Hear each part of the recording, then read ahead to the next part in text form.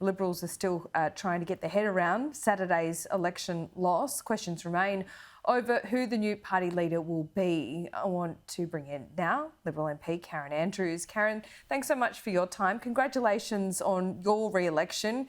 Commiserations that you have lost government. What do you think went wrong? Well, hello, Laura, and thank you for the congratulations on retaining the seat of McPherson here on the Gold Coast. Look, I don't think there was one single thing that meant that we lost government. I think there were a range of things that contributed to that. Clearly what we lost was the vote of a significant number of women, educated women who have moved away from the Liberal Party. I believe they started to move away just prior to the 2019 election, and of course in 2022 there was an exodus of women and their support for the Liberal Party. So that had a significant impact. Interestingly, when they left, they didn't all take their votes to the Labor Party. The vast majority, it would seem at this stage, took their votes to the Greens. Now, what we need to do as a party is to look at what happened at the last election, look at the things that we need to start dealing with and making sure that we are in the best possible position to set the right policies for the people who deserted us in 2022 to come back to us and hopefully support us at the next federal election. There's some within your party that have stuck their head in the sands, refused to believe that women issue. What do you say to them this morning?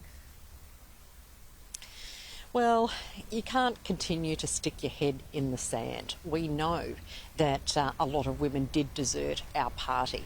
We need to understand the reasons why, but on the surface of it, it's pretty apparent, and that is that a particular cohort of women, a very large cohort, don't believe that the Liberal Party listens to them, hears what they have to say, and finally does not represent their views.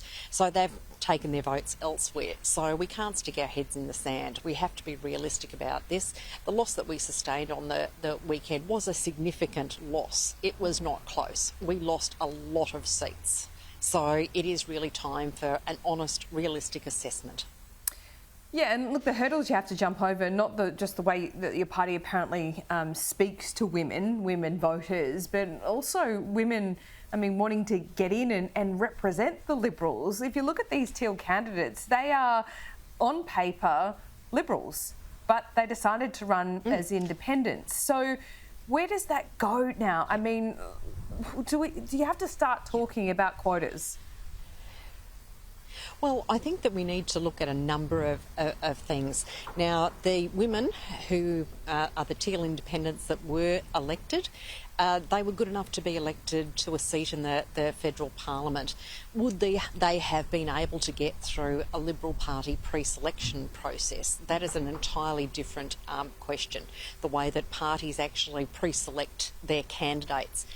I think that's an opportunity for us to look at what our party processes are as part of the analysis of what went wrong. But we need to be looking at these disaffected women and attracting them to stand as candidates in winnable seats. Now, we will have less women in Parliament from the coalition this time, and I think it will be very stark contrast when you actually see us sitting in Parliament on the opposition benches, and that's going to really hit it home to people, the size of the loss and the fact that we have lost some significant achievers in there, and some of those have been women. Karen, what is your immediate future? Why did you, as I understand it, you decided not to put your hand up for the leader of the Liberal Party and nor deputy? Why not? Yep.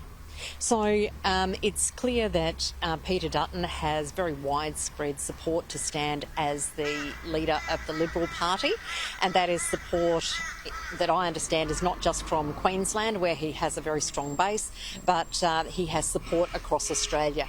So I think he will definitely be the only candidate who is standing for the Liberal Party leadership. Now, it is untenable for there to be a a leader and a deputy from the same state, in this case Queensland. So that means that as we are a party across Australia, if we have a leader from Queensland, we need to make sure that we have a deputy leader from another state. And I do apologise, we do have a truck that's collecting rubbish at the moment, so there's a bit of background noise there. How pleasant. Well, you are unruffled, so we will press on.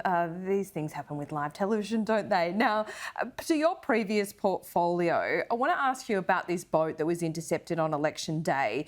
Who made that call to issue the media release announcing the arrival of this asylum seeker vessel?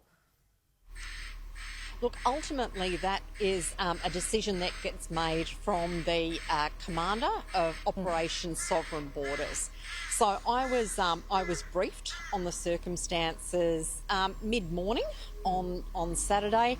I have reassessed everything that was done on that day, and my view is that the right decisions were made to issue a statement that was very factual, and that to be issued by the commander was the appropriate thing for it to happen. That's what we would expect. But given that it was election day, the appropriate course of action was to make sure that briefings were offered to the opposition at the time. So and were they? I understand that yes, absolutely. I believe it was offered to Mr Albanese. It was definitely offered to Christina Keneally, as she was the opposition Home Affairs shadow at the time. She was briefed by the commander of Operation Sovereign Borders. That was entirely appropriate that happened, and I think in the interests of transparency, a statement from Operation Sovereign Borders briefings for the opposition were entirely appropriate. Okay.